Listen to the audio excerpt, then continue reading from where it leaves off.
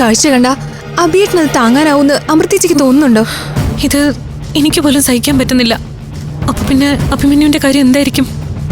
അങ്ങനെയാണെങ്കിൽ അമൃതേച്ചി ഇപ്പൊ തന്നെ അഭിയേട്ടനെ വിളിക്കണം. എല്ലാ തെറ്റിദ്ധാരണകളും മാറ്റണം. വിളിക്ക് ചേച്ചി.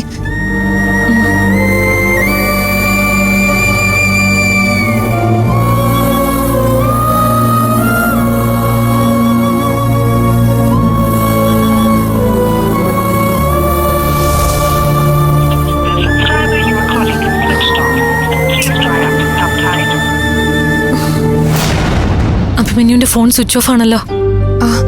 ഇനി എന്ത് ചെയ്യും? നമുക്ക് അശ്വതിയുടെ ഫോണിൽ വിളിക്കാം.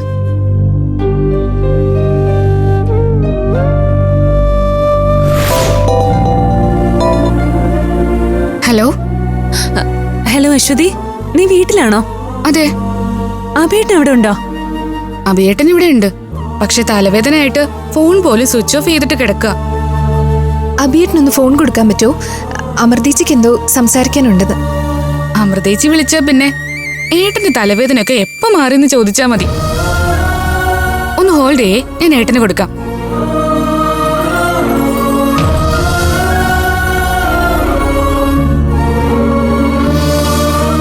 ഏട്ടാ, ഇതേ അമൃതേച്ചിയാ. സംസാരിക്കുക. എനിക്ക് ആരോടൊന്നും സംസാരിക്കുകയില്ല.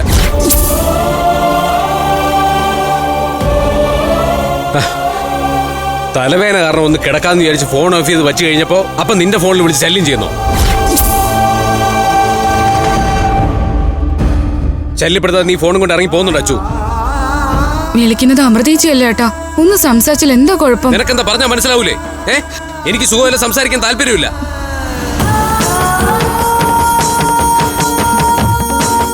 ഏട്ടന് തീരെ വയ്യ. മനസ്സിലായി മോളെ. മോളെ ഏട്ടനെ കൂടുതൽ നിർബന്ധിക്കണ്ട.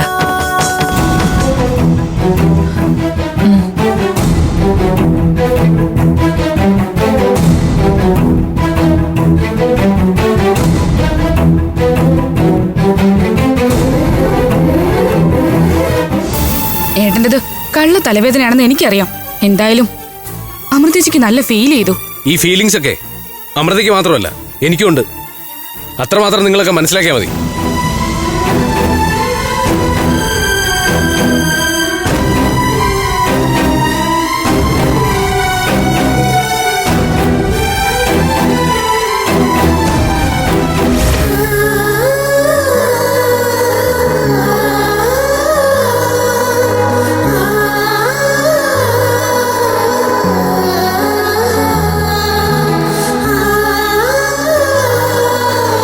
അഭിയേട്ടന്റെ തെറ്റിദ്ധാരണ മാറാൻ ഇനി നമ്മൾ എന്താ ചെയ്യാ?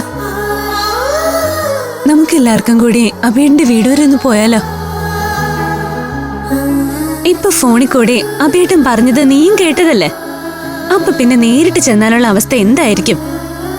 അത് കാര്യങ്ങൾ കൂടുതൽ വഷളാക്കേ ഉള്ളൂ. ഒരു തെറ്റിദ്ധാരണയുടെ പുറത്ത് എനിക്ക് സംസാരിക്കാൻ പോലും ഒരു അവസരം തരാതെ അഭിമന്യു ഇങ്ങനെ പൊട്ടിത്തെറിക്കേണ്ട കാര്യമൊന്നുമില്ലായിരുന്നു. അഭിമന്യുവിന് എന്നെ കുറച്ചുകൂടി മനസ്സിലാക്കി പെരുമാറാമായിരുന്നു. സിസ്ലി ചേച്ചി അയച്ചു തന്ന വീഡിയോ അമൃതേച്ചി കണ്ടതല്ലേ? അമൃതേച്ചി മഹേന്ദ്രനും ചേർന്ന് വളരെ സ്നേഹത്തോടെ ചോറ് വിളമ്പുന്നതായിട്ടായിരിക്കും അഭിയേട്ടൻ കരുതിയത്. അല്ല, അത് കാണുന്ന ആരായാലും തെറ്റിദ്ധരിക്കും. അതിന് ആരെയും കുറ്റം പറയാൻ പറ്റില്ല.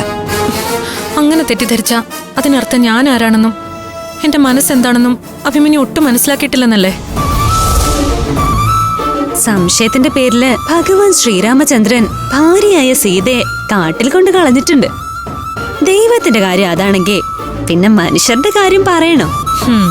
ശ്രീരാമചന്ദ്രൻ സീതാദേവിയെ കളഞ്ഞത് സംശയത്തിന്റെ പേരിലല്ല. അദ്ദേഹത്തിന് സീതയെ ഒരു സംശയം ഉണ്ടായിരുന്നില്ല. നാട്ടുകാരുടെ സംശയം തീർക്കാനാ ശ്രീരാമൻ അങ്ങനെ ഒരു അഗ്നിശുദ്ധി പരീക്ഷണം നടത്തിയത്. ഞാൻ തെറ്റ് ചെയ്യില്ല എന്നുള്ള വിശ്വാസം അഭിമന്യുവിനുണ്ടായിരുന്നെങ്കിൽ ഒരിക്കലും എന്റെ ഫോൺ എടുക്കാതിരിക്കില്ലായിരുന്നു. ഇപ്പൊ കുറെ ദിവസമായി എന്നോട് അകൽച്ച കാണിച്ചതിന്റെ കാരണം ഇപ്പോഴാണ് എനിക്ക് മനസ്സിലാവുന്നേ. സാരമില്ല, ഇതങ്ങനെ തന്നെ തുടരട്ടെ. എനിക്കൊരു വിരോധവും ഇല്ല. ചേച്ചി ഈ പ്രശ്നം പരിഹരിക്കാൻ എന്താ ഒരു വഴി? നിങ്ങൾ വിഷമിക്കാതെ നമുക്ക് എന്തെങ്കിലും ഒരു വഴിയുണ്ടാക്കാം.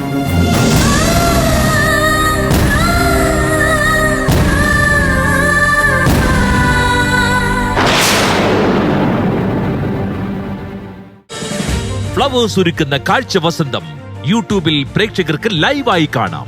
ഫ്ലവേഴ്സ് കോമഡിയിൽ ജോയിൻ ചെയ്യൂ, ആസ്വദിക്കൂ.